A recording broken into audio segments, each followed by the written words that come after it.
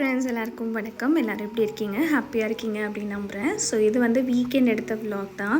So Sunday காலையில் பார்த்திங்கன்னா கொஞ்சம் மழை வர்ற மாதிரி இருந்தது, அப்புறம் வெயில் அடித்தது, அப்புறம் பயங்கர புழுக்கமாக இருந்தது, திருப்பியும் மழை வர மாதிரி இருந்தது.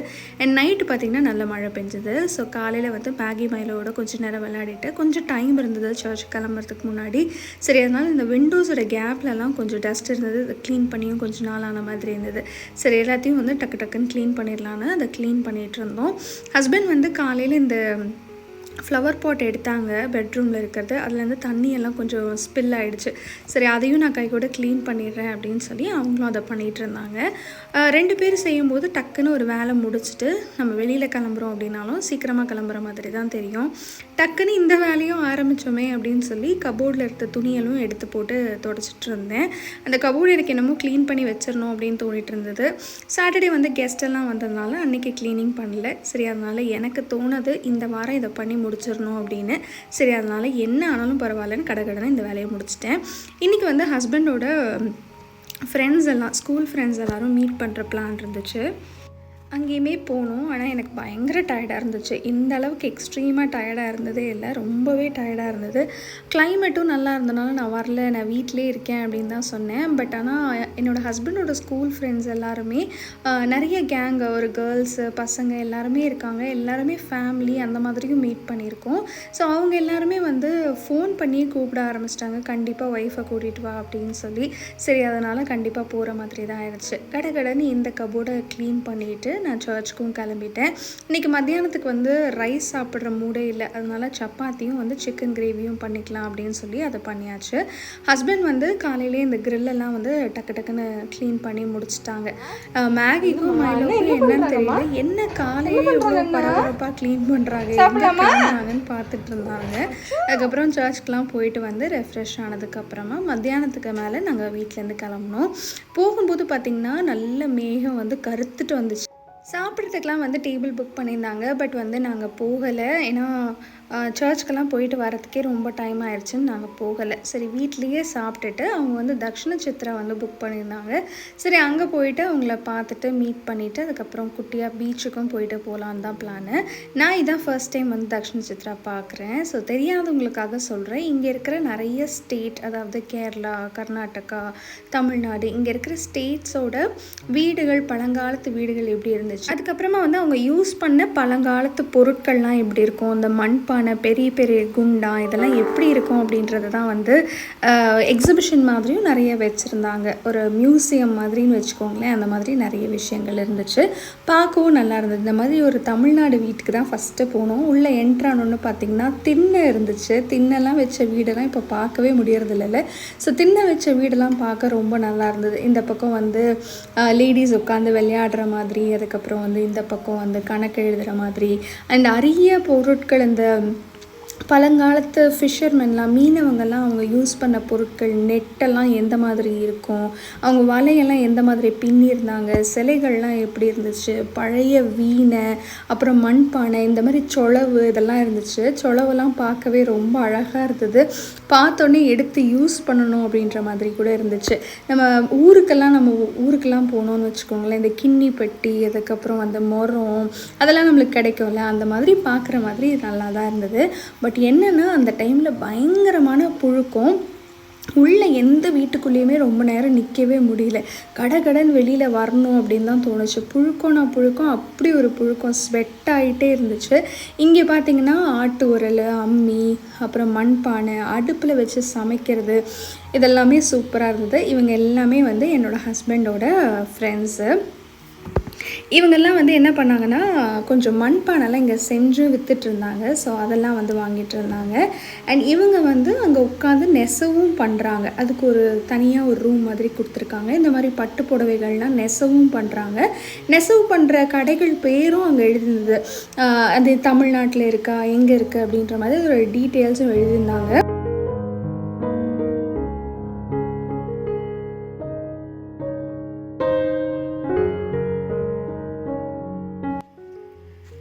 இதுக்கப்புறம் அடுத்த நாள் காலையில் தான் வந்து நான் வீடியோ ஷூட் பண்ணவே ஆரம்பித்தேன். ஸோ நாங்கள் வர்றதுக்கு ஒரு 8 மணி போல் ஆகிடுச்சு. டின்னர் வந்து நைட்டு வெளியிலே வாங்கிக்கிட்டோம். ஏன்னா பயங்கர டயர்டாக இருந்தேன்.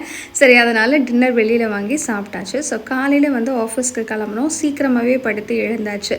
ஸோ காலையில் எழுந்து ஒரு 5 மணிக்கு போல் எழுந்திருப்பேன். ஸோ எழுந்த உடனே ரைஸை மட்டும் ஊற வச்சுட்டு போயாச்சு. ஸோ வந்த உடனே கேரட்டையும் கேப்சிகமையும் சீவி வச்சாச்சு. அது போட்டு ஒரு ரைஸ் தான் செய்ய போகிறேன். அதுக்கு தேவையான வெங்காயம், தக்காளிலாம் உரிச்சு வச்சுட்டேன். இங்கே வந்து என்னோடய பழைய வீடியோவில் நான் சொல்லியிருப்பேன், ஒரு 4-5 வீடியோக்கு முன்னாடி சொல்லியிருந்தேன். என் ஃப்ரெண்டு வந்து பலா கொட்டை எடுத்துகிட்டு வந்திருந்தாங்க. ஸோ அதனால் அவங்கக்கிட்ட இந்த ஆஃபீஸ்லேருந்து வாங்கிட்டு வந்திருந்தேன்னு சொல்லியிருந்தேன்ல. ஸோ அந்த பழாக்கொட்டையை போட்டு தான் இன்றைக்கி வந்து ஒரு கிரேவி மாதிரி பண்ண போகிறேன். ஆக்சுவலாக இது மட்டன் டேஸ்ட்டில் இருக்கும். எனக்கு ரொம்பவே பிடிக்கும். இந்த வெறுமையாக இருக்கிற அரிசி பருப்பு சாதத்துலாம் வச்சு சாப்பிட எனக்கு ரொம்பவே பிடிக்கும். ஹஸ்பண்ட் வந்து இது சாப்பிட்டு அவங்களுக்கு பழக்கம் இல்லை. ஆனால் நான் இதை தான் செய்ய போகிறேன்னு அவங்களுக்கு தெரியாது. ஏதோ ஒன்று செஞ்சு கொடுக்க போகிறேன் அப்படின்னு நினச்சிருக்காங்க. சாப்பிட்ருவாங்கன்னு நம்புகிறேன். ஸோ இன்றைக்கி வந்து இதை செய்கிறதுக்கு எப்படி பண்ணுறேன்னு சொல்கிறேன். கறி நம்ம எப்படி தாளிப்போமோ அதே மாதிரி தான் சிக்கன் கிரேவி செய்கிற மாதிரியே தான் செஞ்சேன். ஆனால் அதுக்கு பதிலாக ஸ்பைசஸ் ஆட் பண்ணாமல் கடுகும் சோம்பும் தாளிச்சிட்டு அது கூட வெங்காயம், இஞ்சி பூண்டு பேஸ்ட்டு, தக்காளி, மஞ்சத்தூள், மிளகாத்தூள், தனியாத்தூள் இந்த 3 தூள் மட்டும் ஆட் பண்ணிவிட்டு இதில் தயிர் போட்டிருந்தா கூட நல்லா இருந்திருக்கும்னு நினைக்கிறேன். கொஞ்சம் புளிப்பும் இருந்திருக்கும்னு நினைக்கிறேன். ஸோ டேஸ்ட் பண்ணி பார்த்தேன், நல்லா தான் இருந்தது. கொஞ்சம் தண்ணி ஊற்றி நல்லா கொதிக்க வச்சுட்டு எண்ணெய் பிரிஞ்சு வந்ததுக்கப்புறமா இந்த பழாக்கொட்டையில் இருக்கிற அந்த அவுட்டர் லேயர் இருக்கும், நம்ம ஒரு 5-6 விசில் வந்து வேக வச்சு எடுத்துட்டோம் அப்படின்னா அந்த அவுட்டர் ஸ்கின்னை மட்டும் நான் பீல் பண்ணிவிட்டு அதுக்கப்புறம் குட்டி குட்டியாக அந்த மாதிரி கட் பண்ணி போட்டுட்டேன். பெருசாக இருந்தால் எடுத்து சாப்பிட்றதுக்கு கொஞ்சம் கஷ்டமாக இருக்குன்றதுனால சின்ன சின்ன பீசஸாக எடுத்தாச்சு. நம்ம கிச்சனுக்கு வந்து ஒரு புது அடிஷன் இந்த குடம் வந்திருக்கு. ஸோ ரொம்பவே நல்லாயிருக்கு. ஸோ இன்றைக்கி வந்து அதை கவுண்டர் டாப்பில் வச்சாச்சு. அதுக்கப்புறம் ரைஸுக்கும் வந்து தண்ணி அளந்து ஊற்றிட்டு அதுக்கப்புறம் அடுப்பில் வச்சிட்டோம் அப்படின்னா ரைஸ் ஒரு பக்கம் வெந்துடும். இந்த பக்கம் கிரேவியும் ரெடி ஆகிடுச்சு. கேரட் மாத்திரம் போட்டாமல் இன்றைக்கி கேரட்டோட கேப்சிகமும் ரெடி பண்ணிகிட்ருக்கேன். காய்கள்லாம் வெட்டுறதுக்கு இன்றைக்கி ரொம்ப சிரமமாக இருந்துச்சு. ஏன்னா இந்த கையில் வந்து கொஞ்சம் அடிபட்டிருக்கு, அதனால் ரொம்ப சிரமமாக இருந்துச்சு.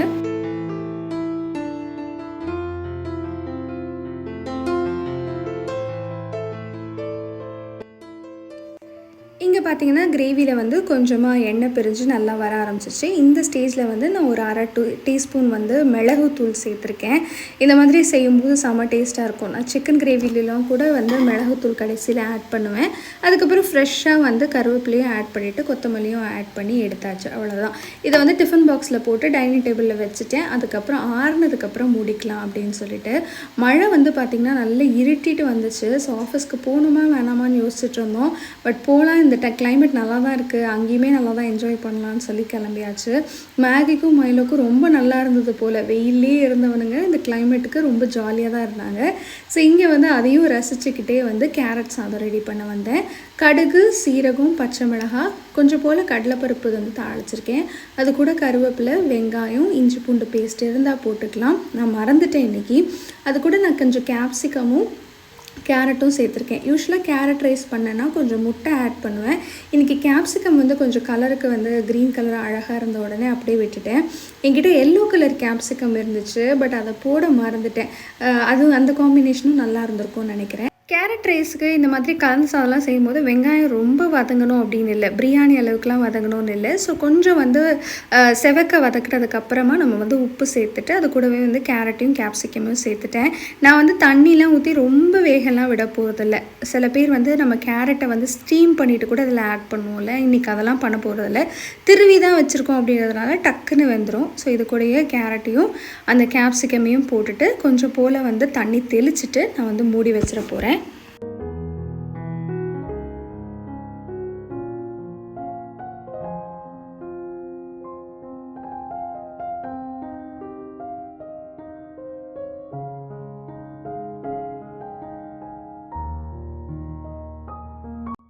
இன்றைக்கி காலையில் பார்த்திங்கன்னா என் ஹஸ்பண்ட்க்கு அவங்க ஸ்கூல் ஃப்ரெண்ட்ஸ் எல்லாம் நிறைய பேர் திருப்பி கால் பண்ணியிருந்தாங்க. நேற்று வந்து மீட் பண்ணது ரொம்ப நல்லா இருந்துச்சு, இந்த மாதிரி அடிக்கடி மீட் பண்ணணும் அப்படின்லாம் பேசிகிட்டு இருந்தாங்க.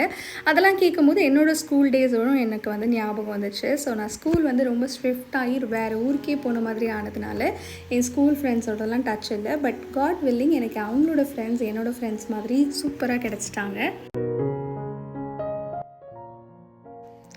ஒரு ஒரு சின்ன தாட் வந்து நான் ஷேர் பண்ணோம் அப்படின்னு நினைக்கிறேன். நம்ம வந்து நிறைய எக்ஸாம்லாம் எழுதியிருப்போம்ல, டெஸ்ட் எழுதியிருப்போம் நம்மளோட ஸ்கூல் டேஸில், காலேஜ் டேஸில், நம்ம படிக்கிற டைமில், அதுக்கப்புறமா வேலைக்காக, இந்த மாதிரி நம்ம ஃபேஸஸ் ஆஃப் லைஃப்பில் வந்து நிறைய டெஸ்ட்டெல்லாம் எழுதியிருப்போம். ஆனால் வந்து நான் இன்றைக்கி பைபிள் ரீட் பண்ணும்போது ஒரு வித்தியாசமான ஒரு டெஸ்ட்டை நான் படித்த மாதிரி இருந்தது. ஸோ அதை தான் உங்கள் கூட நான் ஷேர் பண்ணிக்கிறேன். நம்ம லைஃப் ஃபுல்லாகவே ஒரு டெஸ்ட் இருக்கான். அந்த டெஸ்ட் என்ன அப்படின்னா, இப்போ ஒரு எக்ஸாம்பிளுக்கு சொல்கிறேன் பார்த்துக்கோங்களேன்.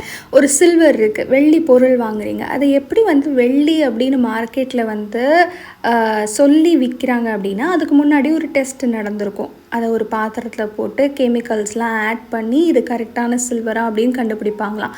அதே மாதிரி கோல்டு, தங்கத்தை வந்து விற்பனைக்கு கொண்டு வர்றதுக்கு முன்னாடி அதுவும் பியூரான தங்கம், இத்தனை கேரட் தங்கம் அப்படின்லாம் சொல்லி விற்கிறாங்கல்ல. அது வந்து எப்படி விற்கிறாங்கன்னா, நெருப்பை வச்சு அக்கினி மூலமாக அதை சுட்டரித்து அதை வச்சு கண்டுபிடிக்கிறாங்களாம். அதே மாதிரி மனுஷனை வந்து கர்த்தர் எதை வச்சு அவன் வந்து நல்லவன், அவன் வந்து எனக்கு ஏற்றவன் அப்படின்னு கண்டுபிடிக்கிறாரு, எதை வச்சு டெஸ்ட் பண்ணுறாரு அப்படின்னா அவனோட புகழ்ச்சி. அதாவது நம்ம நல்லபடியாக நம்மளை நிறைய பேர் அப்ரிஷியேட் பண்ணும்போது நம்ம ஹம்பிளாக இருக்கோமா இல்லை ரொம்ப பெருமையாக இருக்கோமா அப்படின்றத வச்சு தான் நம்ம பேசுகிற வார்த்தை. ரொம்ப பெருமையாக பேசுகிறோமா, இது என்னால் தான் முடியும், என்னால் மட்டும்தான் முடியும், நான் தான் செய்ய முடியும், எனக்கு பார்த்தியா இவ்வளோ பேர் இருக்காங்க, என்னால் பார்த்தியா இவ்வளோ பெரிய விஷயங்களை சாதிக்க முடிஞ்சிச்சு அப்படின்னு பேசுகிறோமா, இது எல்லாமே எனக்கு காட் கொடுத்தது தான் அப்படின்னு ரொம்ப ஹம்பிளாக இருக்கோமா அப்படின்னு நம்ம கண்டிப்பாகவே திங்க் பண்ணணும். ஸோ இந்த டெஸ்ட்டை எப்போவுமே மறந்துடாதீங்க. லைஃப் ஃபுல்லாக நீங்கள் கிரவுண்டடாகவும் ஹம்பிளாகவும் இருக்கும் நம்ம கற்றுக்கணும். ஸோ இது எனக்கும் சேர்த்து தான் நான் சொல்லிக்கிறேன். இன்றைக்கி காலையில் படிக்கும்போது எனக்கு ரொம்ப யூஸ்ஃபுல்லாக இருந்துச்சு அப்படின்றதுனால உங்கள் கூட ஷேர் பண்ணிக்கிறேன். மணி வந்து ஒரு 8:30 கிட்ட ஆகிடுச்சு. சமையல்லாம் ரெடி ஆகிடுச்சு, பேக்கும் பண்ணிட்டேன். நைட் வந்து துணியெல்லாம் துவைச்சி போட்டிருந்தேன், அதுவும் காஞ்சிருச்சு. சரி, அதை எல்லாத்தையுமே எடுத்து அந்தந்த இடத்துல அடுக்கி வச்சிட்டோம் அப்படின்னா எனக்கு ஆஃபீஸ்லேருந்து வந்தோடனே பெரிய டென்ஷன் எதுவுமே இருக்காது. வந்ததுக்கப்புறமா தான் வந்து மாப் ஆன் பண்ணி விட போகிறேன். ஸோ வந்ததுக்கப்புறம் அந்த வேலை பண்ணால் மட்டும் போதும் அப்படின்றதுனால இதெல்லாம் காலையிலே முடிச்சு வச்சுட்டு கிளம்ப வேண்டியதான். இந்த வீடியோ உங்களுக்கு கண்டிப்பாகவே பிடிச்சிருக்கும் அப்படின்னு நம்புகிறேன். பிடிச்சிருந்தா மறக்காமல் சப்ஸ்கிரைப் பண்ணிவிட்டு லைக்கும் பண்ணிக்கோங்க. நிறைய பேர் கமெண்ட் பண்ண மறந்துடுறீங்க, மறக்காமல் கமெண்ட்டும் பண்ணிக்கோங்க. See you all in another vlog. Take care and bye.